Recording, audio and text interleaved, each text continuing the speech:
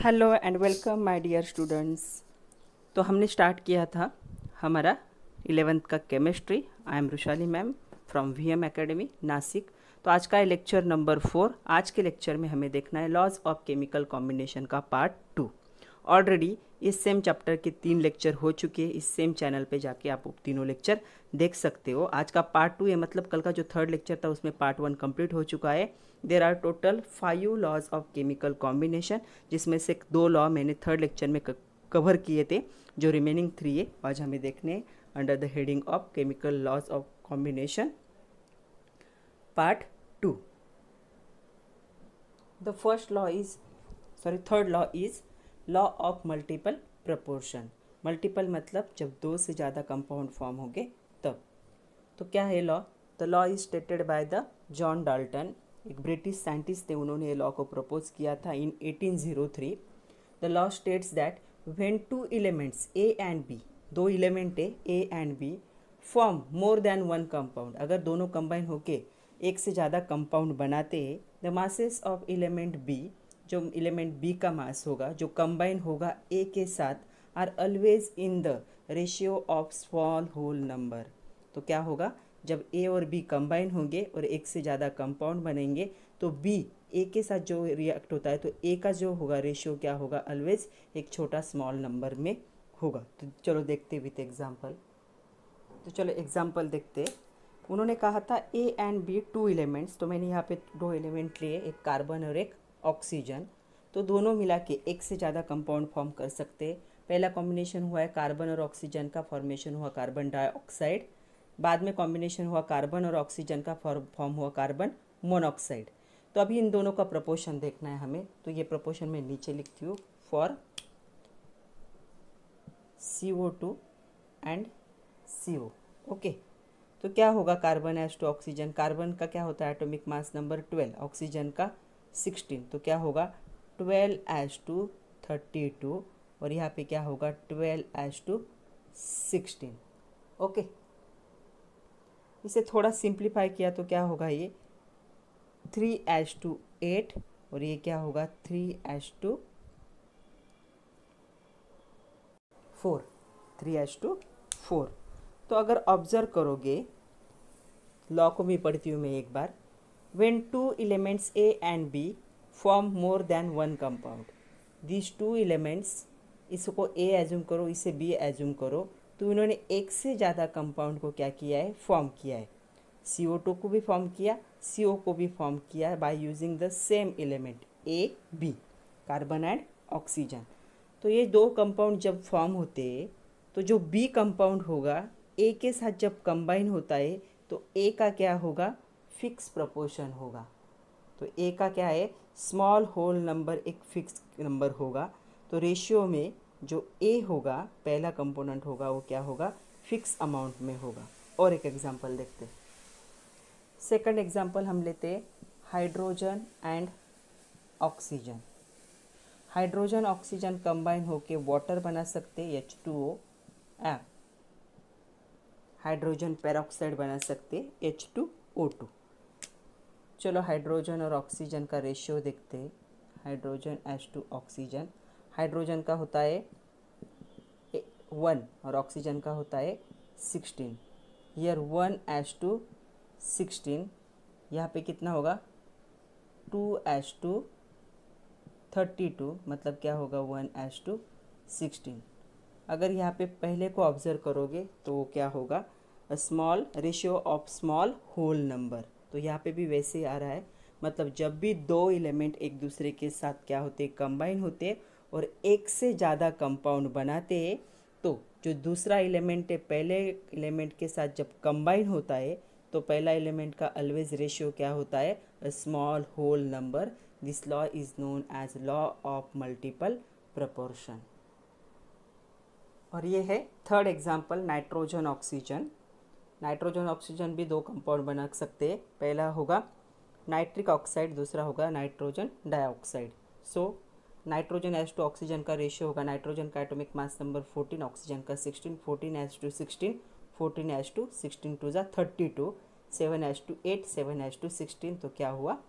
Small whole number ratio आ रहा है। तो ये है law of multiple proportion. Exam में हमेशा आता है state law of multiple proportion with suitable example, या कभी कभी क्वेश्चन ऐसा भी आता है verify the law of multiple proportion for chemical reaction between nitrogen oxygen, between chemical reaction of carbon oxygen, between chemical reaction of hydrogen oxygen. तो तीनों भी एग्जाम्पल हमने यहाँ पे कवर कर लिए। Fourth law is the Gay-Lussac's law. The scientist Gay-Lussac in 1808 proposed the law. Remember student, this law is applicable for gases only, not for the solid. मतलब यहाँ पे हम मास की बात नहीं कर सकते, यहाँ पे हम बात करेंगे वॉल्यूम ऑफ द गैस। जो गैस एंड लिक्विड होते हैं उनका क्या होता है, वॉल्यूम होता है, और जो सॉलिड होते हैं उनका क्या होता है, मास होता है। लेकिन यहाँ पे हम वॉल्यूम की बात करेंगे इन लीटर। वॉल्यूम होता है इन लीटर में भी होता है, DM³ में भी होता है, लेकिन हम लीटर में बात करेंगे।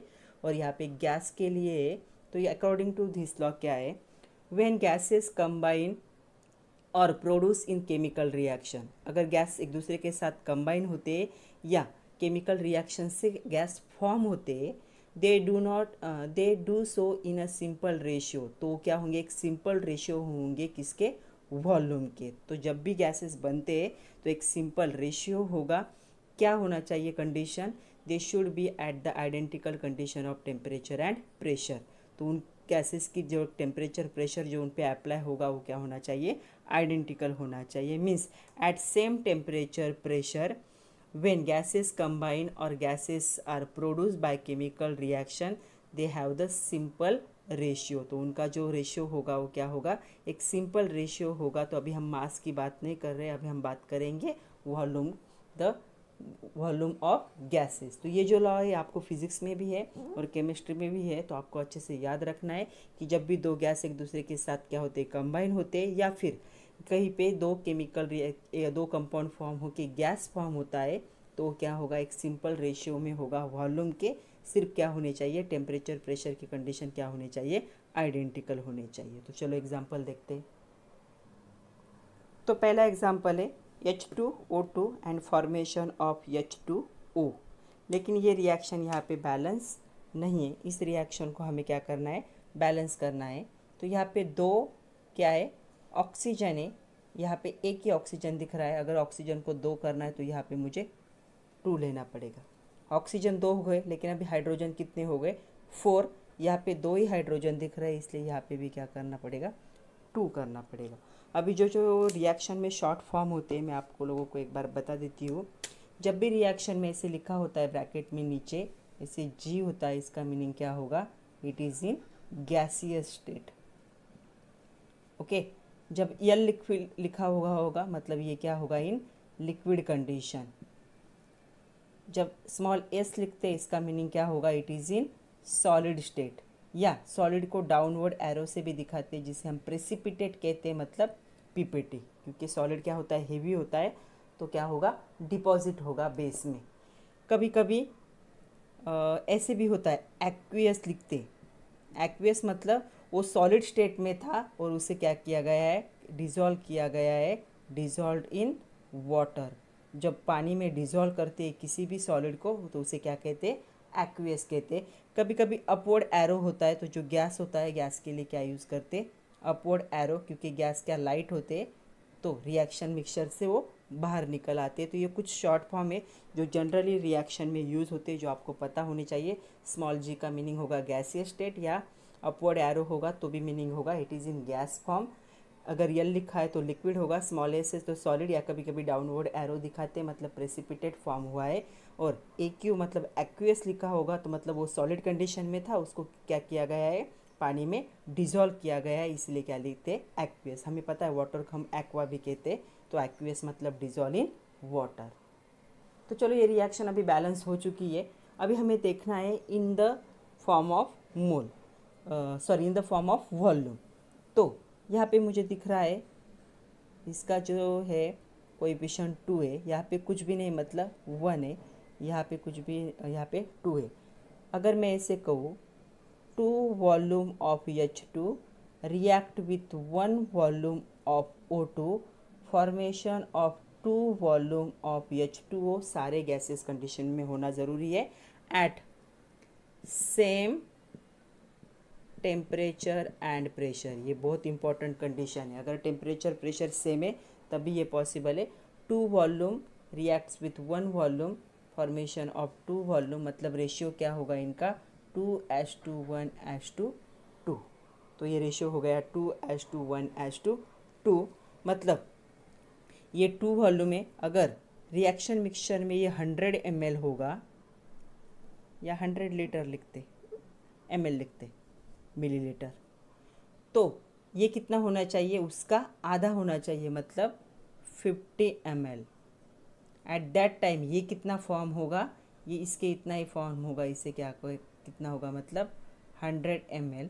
तो ये रेशियो क्या होगा, मेंटेन होगा। इन तीनों का भी रेशियो निकालोगे तो यही मिलेगा 2:1:2। इसे हम क्या कहेंगे, गे-लुसैक्स लॉ। एक बार फिर से समझ लो गे-लुसैक्स लॉ क्या है। Under the same condition of temperature pressure और under the identical condition of temperature pressure, when gases combine, gases जब कंबाइन होते, देन और they are produce in the chemical reaction, gases अगर केमिकल रिएक्शन से produce भी होते तो उनका क्या होगा, वॉल्यूम का एक सिंपल रेशियो होगा। तो यहाँ पे सिंपल रेशियो है 2:1:2। और एक एग्जांपल देखते हैं। सेकंड हम देखते हैं हैबर्स प्रोसेस का। नाइट्रोजन, यहाँ पे मैं लिख रही हूँ gas, hydrogen gas, formation of ammonia NH3, ये भी क्या होता है, गैस फॉर्म में होता है, राइट। अगर यहाँ पे मुझे बैलेंस करना है, 2 नाइट्रोजन, यहाँ पे एक ही दिख रहा है तो यहाँ पे मैंने 2 लगा दिए, तो अभी ये 6 हो गए, तो यहाँ पे कितना लगाना पड़ेगा, 3। तो चलो अभी ऑब्जर्व करते हैं इसके कोएफिशिएंट क्या है। ये कितना होना चाहिए, 1 वॉल्यूम होना चाहिए, तब इसकी कितनी ज़रूरत पड़ेगी, 3 वॉल्यूम, और ये कितना बनेगा, 2 वॉल्यूम बनेगा। मतलब अगर रिएक्शन मिक्सचर में ये 1 लीटर यूज़ होता है, एट दैट टाइम इसकी कितनी ज़रूरत पड़ेगी to complete the reaction, 3 litre, और प्रोडक्ट कितना फॉर्म होगा, 2 लीटर। तो रेशियो क्या हो गया, 1:3:2। आ रहा है समझ में, या इसे थोड़ा सा अलग समझते। अगर ये 100 ml लिया तब कितने हाइड्रोजन की ज़रूरत होगी, 300 ml हाइड्रोजन की ज़रूरत होगी, तब क्या बनेगा, 200 ml क्या बनेगा, अमोनिया बनेगा। तब भी रेशियो क्या रहेगा, 1:3:2। कंडीशन क्या है, eight the same temperature pressure, under the identical condition of temperature pressure, जब सारे गैसेस में होंगे तो उनका वॉल्यूम क्या होता है, एक स्मॉल फिक्स क्या होता है, रेशियो होता है, स्मॉल रेशियो में होगा। तो इसे कहेंगे हम गे-लुसैक्स लॉ। ये बहुत इंपॉर्टेंट है, always ask in exam for 2 marks और 3 मार्क्स, या कभी कभी एग्जाम्पल देते हैं और पूछते हैं कि ये कौन से लॉ को फॉलो करता है। तो देखना है, गैसेस कंडीशन होगी तो फॉलो करेगा गे-लुसैक्स लॉ। तीसरा और एक एग्जाम्पल देखते हैं हम। H2 + Cl2, hydrogen gas plus chlorine gas, अभी सारे गैसेस कंडीशन में, फॉर्मेशन ऑफ HCl, ये भी वेपर है, मतलब गैस के ही फॉर्म में। हाइड्रोजन क्लोराइड भी कहते हैं इसे, या हाइड्रोक्लोरिक एसिड भी कहते हैं। ये कितना नंबर बनेगा, 2। बैलेंस करनी रिएक्शन। तो यहाँ पे मैं मुझे दिख रहा है 1 वॉल्यूम में, ये भी 1 वॉल्यूम में, तब ये कितना बनता है, 2 वॉल्यूम बनता है। मतलब रेशियो क्या होगा, 1:1:2। ओके, आ रहा है समझ में। कभी कभी एग्ज़ाम में पूछते हैं कि एक से ज़्यादा एग्जाम्पल दो, तब भी आपको आना चाहिए। दूसरा एग्जाम्पल है SO2 + O2, sulphur dioxide plus oxygen, formation of sulphur trioxide. अभी रिएक्शन को बैलेंस करना है, तो बैलेंस कैसे करोगे, अगर यहाँ पे मैंने 2 लिया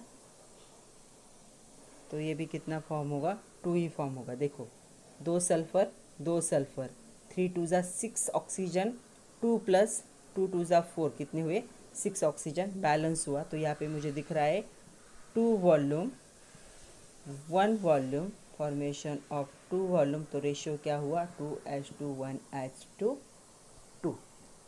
तो आ रहा है रेशियो 2:1:2। तो ये कुछ एग्जाम्पल हो गए, ये थर्ड एग्जाम्पल था, ये फोर्थ एग्जाम्पल था। तो हमने जो 4 एग्जाम्पल हमारे सिलेबस में या अभी तक अवेलेबल है वो सारे हमने देख लिए। Gay-Lussac's law of gaseous volume. तो इस लॉ के हिसाब से क्या है, under the identical condition of temperature and pressure when gases combine और प्रोड्यूस इन केमिकल रिएक्शन, तो वो क्या होंगे, they do so in a simple ratio by the volume. Volume के क्या होंगे, एक सिंपल रेशियो में क्या होंगे, वो प्रेजेंट होंगे, और रेशियो को ऐसे निकालना है। Okay, next law Avogadro's law. Avogadro's number आप लोगों ने सुना होगा, एन से को डिनोट करते, तो वही एवोगाड्रोस है। उन्होंने एक लॉ प्रपोज किया था इन 1811। वो क्या कर रहे थे, वो काम कर रहे थे, वो फाइंड आउट कर रहे थे एटम और मॉलिक्यूल में क्या फ़र्क है। तो इस पे जब उनका काम चल रहा था तब उन्होंने बहुत सारे केमिकल रिएक्शन किए, और उस केमिकल रिएक्शन से उनको जो ऑब्जर्वेशन मिले तो उससे उन्होंने एक लॉ को स्टेट किया, उसे हम कहेंगे एवोगाड्रोस लॉ। तो इस लॉ के हिसाब से क्या था, equal volume of gases at same temperature and pressure, मतलब अगर टेम्परेचर और प्रेशर की कंडीशन सेम है तो वॉल्यूम का जो गैसेस का जो वॉल्यूम होगा वो किसके प्रोपोर्शन में होगा, किसके इक्वल में होगा, number of molecules. Means according to him जो भी वॉल्यूम होगा at same temperature pressure it is directly proportional to the molecule. मतलब जितना वॉल्यूम इंक्रीज होगा मोलिक्यूल्स भी उतने इंक्रीज होंगे, या ये दोनों क्या होंगे, इक्वल होंगे। इसे हम क्या कहेंगे, एवोगाड्रोस लॉ। क्या है law, equal volume of all gases at same temperature and pressure contain equal number of molecules. मतलब अगर टेम्परेचर प्रेशर की कंडीशन आप मेंटेन करते हो, आइडेंटिकल रखते हो, तो जितना वॉल्यूम प्रेजेंट होगा उतने ही क्या प्रेजेंट होते हैं, मोलिक्यूल प्रेजेंट होते हैं। अभी तो वॉल्यूम का हमने अभी देखा गैसेस के लिए ये लॉ अभी, तो उतने ही क्या प्रेजेंट होंगे, उनमें मोलिक्यूल्स भी प्रेजेंट होंगे। तो चलो देखते हैं कैसे। वो जो 4 एग्जाम्पल हमने देखे थे वही देखते हैं। Hydrogen gas, oxygen gas, formation of water vapour, so gas. यहाँ पे मुझे दिख रहा है 2 वॉल्यूम, यहाँ पे दिख रहा है 1 वॉल्यूम, यहाँ पे दिख रहा है 2 वॉल्यूम, यहाँ पे कुछ भी नहीं है, मतलब कितना होगा, 1 होगा। तो उसका क्या, एवोगाड्रो का क्या कहना था, ये जो वॉल्यूम होगा ये किसके इक्वल में होगा, मोलिक्यूल। मतलब कितने मोलिक्यूल प्रेजेंट होंगे, हाइड्रोजन के 2 मोलिक्यूल, ऑक्सीजन के कितने मोलिक्यूल की ज़रूरत पड़ेगी, तब 2 मोलिक्यूल की, और एट दैट टाइम 1 मोलिक्यूल की, और क्या फॉर्म होगा, 1 molecule of the water form होगा, 2 मोलिक्यूल ऑफ वाटर फॉर्म होगा। मतलब जितना वॉल्यूम होगा किसके इक्वल में होगा, मोलिक्यूल के इक्वल में होगा, अगर टेम्परेचर और प्रेशर क्या होंगे, आइडेंटिकल होंगे तीनों के लिए। At the same temperature pressure और identical condition of temperature and pressure the volume of gases is equal to the molecule of gases according to Avogadro's law. तो इसमें जितने वॉल्यूम है उतने ही मोलिक्यूल प्रेजेंट होंगे, तो इसे हम क्या कहेंगे, एवोगाड्रोस लॉ। सेकंड एग्जांपल देखते हैं, और हमने सेकंड एग्जांपल देखा था कि H2 प्लस N2, हमने N2 प्लस H2 लिखा था, Haber's process, formation of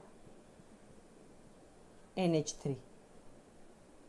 okay, तो यहाँ पे था 1 वॉल्यूम, 3 वॉल्यूम, 2 वॉल्यूम। तो इसके हिसाब से क्या होगा, ये क्या होगा, 1 मोलिक्यूल, ये 3 मोलिक्यूल, और ये क्या होगा, 2 मोलिक्यूल। मतलब इसमें क्या होंगे, 1 molecule of nitrogen reacts with 3 molecule of hydrogen, formation of 2 molecule of ammonia.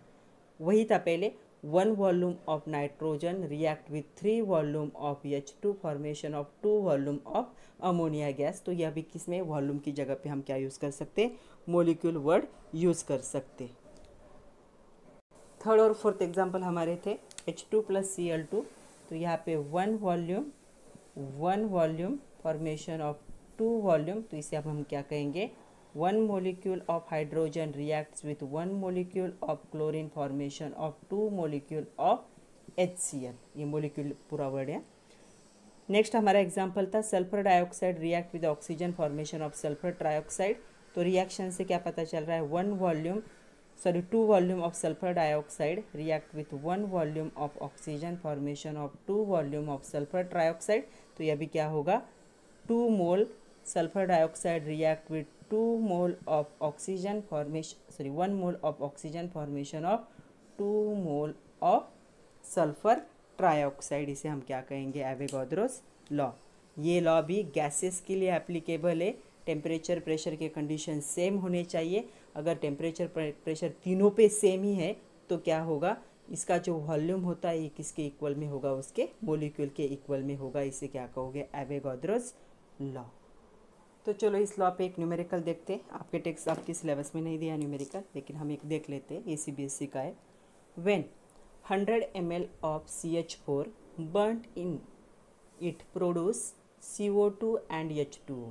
तो क्या है, मीथेन गैस क्या हो रहा है, बर्न हो रहा है और कार्बन डाइऑक्साइड वाटर फॉर्म कर रहा है. बर्न हो रहा है मतलब एयर में किसके साथ बर्न होगा, ये ऑक्सीजन के साथ बर्न होगा. जब भी कुछ भी बर्न होता है एयर में तो ऑक्सीजन यूज़ होता है. तो हमें क्या फाइंड आउट करना है, कितना ऑक्सीजन यूज़ किया उसने एटमॉस्फेयर में से और कितना कार्बन डाइऑक्साइड रिलीज़ किया. ओके, उन्होंने कहा है eight the same temperature and pressure. तो ये कौन सा लॉ है, ये लॉ है गे-लुसैक्स लॉ. तो चलो पहले रिएक्शन लिखते हैं. अकॉर्डिंग टू देम मीथेन क्या हो रहा है, बर्न हो रहा है बाय यूजिंग द ऑक्सीजन. और क्या फॉर्म हो रहा है, CO2 फॉर्म हो रहा है. और उसके साथ क्या हो रहा है, वाटर वेपर्स भी क्या हो रहे, फॉर्म हो रहे. ओके, तब ये वाटर किस में प्रेजेंट है, लिक्विड में प्रेजेंट है. तो इसे हमें कंसिडर नहीं करना है क्योंकि लॉ एप्लीकेबल है फॉर गैसेस ओनली. तो यहाँ पे जो लिक्विड फॉर्म होता है इसे हम कंसिडर नहीं करेंगे. हम सिर्फ इन 3 चीज़ों को कंसिडर करेंगे because they all are present in gaseous state and Gay-Lussac's law is applicable for gases only, not for liquid. तो चलो यहाँ पे पहले हम रिएक्शन को बैलेंस कर लेते हैं. 1 कार्बन है राइट, 4 हाइड्रोजन है. यहाँ पे क्या है, कितने हाइड्रोजन दिख रहे, 2. तो यहाँ पे मैं 2 लगा लेती हूँ तो कितने हो जाएंगे, 4. और यहाँ पे क्या है, 2 ऑक्सीजन है और यहाँ पे 4 ऑक्सीजन हो गए. तो यहाँ पे भी क्या लगाना पड़ेगा, 2. 2 2 ज़ा 4, 2 प्लस यहाँ पे 2 है, कितने हुए, 4. तो बैलेंस हो गए. ओके, लेकिन अभी हमें इसको कंसिडर नहीं करना है. तो चलो वॉल्यूम देखते हैं. अभी क्या हुआ था, इसका कितना था, 1 वॉल्यूम, 2 वॉल्यूम, 1 वॉल्यूम राइट. उन्होंने दिया है कितना है, ये दिया है 100 ml. और ये हमें फाइंड आउट करना है और ये भी हमें फाइंड आउट करना है. कर सकते हैं ईजी. ये 1 वॉल्यूम 100 था, ये 2 वॉल्यूम लग रहा है, मतलब ये कितना हो जाएगा, 200 ml. एंड तब ये कितना फॉर्म होता है, 1 वॉल्यूम मतलब कितना फॉर्म होगा, 100 ml. आ रहा है समझ में, समझ में आ रहा है सबको. एक बार फिर से देखो क्या हो रहा था, मीथेन गैस एयर में बर्न हो रहा था, कार्बन डाइऑक्साइड और वाटर को फॉर्म कर रहा था. वाटर लिक्विड फॉर्म में, इसलिए इसको कंसिडर नहीं करेंगे. लेकिन केमिकल रिएक्शन बैलेंस कर लेनी पहले, तभी हमें कोएफिशिएंट मिलेंगे जिनको स्टोइचियोमेट्रिक कोएफिशिएंट कहते हैं. बाद में हमें देखना है वो. तो यहाँ पे मुझे कुछ भी कोएफिशिएंट नहीं दिख रहा है, मतलब क्या होगा, 1 वॉल्यूम. यहाँ पे 2 दिख रहा है, 2 वॉल्यूम. यहाँ पे भी कुछ भी नहीं है, मतलब 1 वॉल्यूम. ये लिक्विड में इसलिए कंसिडर नहीं करेंगे क्योंकि लॉ एप्लीकेबल है फॉर गैसेस ओनली. तो उन्होंने क्या कहा था, 100 ml of 100 ml of methane burn. तो ये 100 ml है, तो इन दोनों का अमाउंट पूछा है. तो 1 के लिए अगर 2 लगता है तो 100 के लिए कितना लगेगा, 200. ये 1 से अगर 1 बनता है तो 100 से कितना बनेगा, 100 ml. तो वॉल्यूम क्या होगा, ऑक्सीजन कितना यूज़ होगा, 200 ml यूज़ होगा फ्रॉम एटमॉस्फेयर. और कार्बन डाइऑक्साइड कितना रिलीज़ होगा, 100 ml. अगर 100 ml मीथेन क्या होता है, बर्न होता है तो. Okay, now this is homework to you. आप लोग खुद से करोगे और मुझे आंसर मैसेज करोगे या कमेंट करोगे. 60 ml nitrogen gas reacts with hydrogen gas. ये हैबल्स प्रोसेस की रिएक्शन है to form ammonia at same temperature and pressure. TP मतलब temperature pressure. Find volume of H2 use. अगर 60 ml नाइट्रोजन यूज़ होता है तो कितना हाइड्रोजन लगेगा और कितना अमोनिया गैस फॉर्म होगा, ये आप लोगों को फाइंड आउट करना है. ये भी क्या है, गे लुसेक लॉ ही है। तो आई होप आप लोग कर सकते हो, करो आप लोग और मुझे आंसर बताओ। ओके, आगे एक छोटी सी थ्योरी लेकिन बहुत इंपॉर्टेंट है, डाल्टन्स एटॉमिक थ्योरी। ये जो जॉन डाल्टन थे, ये क्या कर रहे थे, काम कर रहे थे किस पे, वो एटम पे काम कर रहे थे। तभी उन्होंने क्या किया, उन्होंने इस थ्योरी को नाम दिया a new system of chemical philosophy in the year of 1808। ये बहुत पहले की बात है।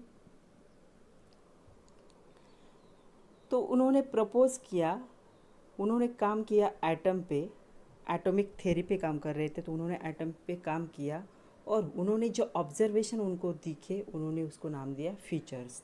तो कुछ फीचर्स है डाल्टन्स थ्योरी के, वो हमेशा एग्जाम में आते हैं, state and explain Dalton's theory और state and explain the features of Dalton's theory और डाल्टन्स एटॉमिक थ्योरी। तो ये पहले बार हो रहा था कि कोई एटम के बारे में बात कर रहा था या एटॉमिक थ्योरी के बारे में बात कर रहा था।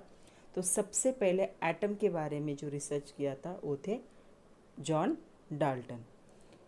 तो अकॉर्डिंग टू हिम, उन्होंने जो ऑब्जर्व किया और उसमें से कुछ कंक्लूजन निकाले, तो सबसे पहला फीचर था, वो अभी मैटर के अंदर जाके बात कर रहे थे, तो उनका कहना था matter consist of tiny tiny particles होंगे, मतलब सॉलिड पार्टिकल्स होंगे, इंडिविजिबल इंडिविजिबल मतलब जिनको और स्मॉल फॉर्म में हम कन्वर्ट नहीं कर सकते, सबसे स्मॉलेस्ट पार्ट होगा ये, उनको उसने नाम दिया एटम। मतलब मैटर के अंदर जो टाइनी छोटे छोटे पार्टिकल प्रेजेंट होते हैं, सबसे स्मॉलेस्ट वाला पार्टिकल जिसका और डिवीजन होना पॉसिबल नहीं है, ऐसे पार्टिकल को डाल्टन ने क्या नाम दिया, एटम नाम दिया। उन्होंने और भी बताया एटम के बारे में, जैसे सेकंड फीचर था उनका all atoms of given element. अगर किसी एक एलिमेंट को हम पकड़ते तो उसमें जितने भी एटम प्रेजेंट होंगे they having the identical properties, उन सब के प्रॉपर्टीज़ क्या होंगे, सेम होंगे, आइडेंटिकल होंगे, इंक्लूडिंग द मास, उनका मास भी क्या होगा, सेम होगा। मतलब अगर मैंने कार्बन एलिमेंट लिया है और कार्बन एलिमेंट में बहुत सारे एटम प्रेजेंट है, तो इनमें प्रेजेंट होने वाले सारे जो एटम्स होंगे वो क्या होंगे, having the identical properties and identical मास।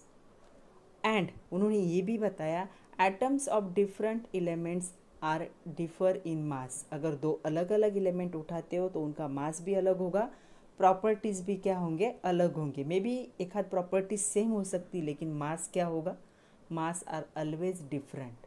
तो ये बहुत बड़ा पॉइंट था या बहुत बड़ी थ्योरी थी, एक नया क्या हुआ था, दरवाज़ा खुला था कि इसके बारे में, एटम के बारे में लोगों ने तब बात करना या साइंटिस्ट ने बात करना शुरू किया। उसके बाद बहुत सारे थ्योरीज आए, लेकिन ये पहली थ्योरी थी। तो ये पहली थ्योरी थी तो इसमें थोड़े से लिमिटेशंस भी होंगे, लेकिन हम पहले फीचर्स देख लेते थे। पहला फीचर था matter consist of tiny indivisible particle called atom, all atoms of given element having the identical properties and mass. मतलब सेम एलिमेंट जो होगा उसमें प्रेजेंट होने वाले एटम के प्रॉपर्टीज़ और मास क्या होगा, आइडेंटिकल होगा। अगर एलिमेंट डिफरेंट है तो मास क्या होगा, चेंज होगा।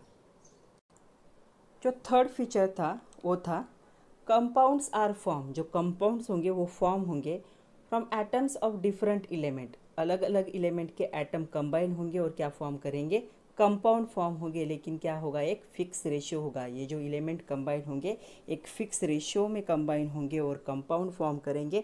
मतलब यहाँ पे डाल्टन कौन सा लॉ को प्रपोज कर रहे हैं, कौन से लॉ को सपोर्ट कर रहे हैं, ये सपोर्ट कर रहे हैं लॉ ऑफ मल्टीपल प्रोपोर्शन। मतलब हो सकता है कंपाउंड क्या है, दो एलिमेंट्स क्या है, एक दूसरे के साथ कंबाइन होंगे और अलग अलग कंपाउंड बनाएंगे, लेकिन उनका क्या होगा, एक फिक्स रेशियो होगा एलिमेंट का कॉम्बिनेशन का।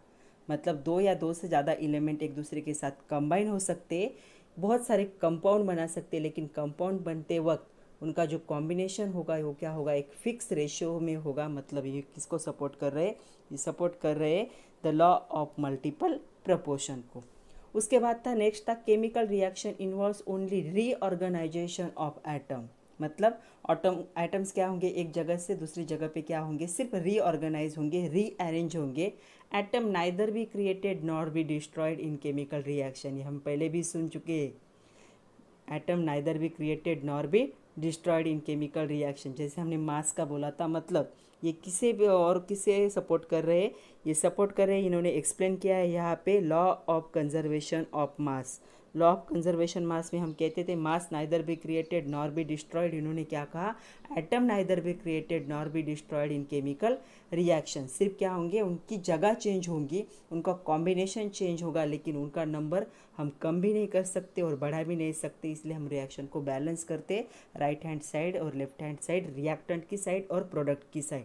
मतलब बाय दीज टू फीचर्स और दीज टू पॉइंट्स, वो दो लॉ को क्या कर रहे हैं, प्रूव कर रहे हैं। पहला यहाँ पे लॉ प्रूव हो रहा है लॉ ऑफ मल्टीपल प्रोपोर्शन, क्योंकि फिक्स रेशियो एलिमेंट क्या होते, कंबाइन होते। और दूसरा क्या कहा उन्होंने, एटम सिर्फ रीअरेंज होंगे, वो नाइदर भी क्रिएटेड नॉर भी डिस्ट्रॉयड, उनको हम बना भी नहीं सकते, उनको डिस्ट्रॉय भी नहीं कर सकते ड्यूरिंग केमिकल रिएक्शन। तो ये बहुत इंपॉर्टेंट है। डाल्टन्स एटॉमिक थ्योरी हमेशा एग्जाम में आता है फॉर 2 मार्क्स और फॉर 3 मार्क्स।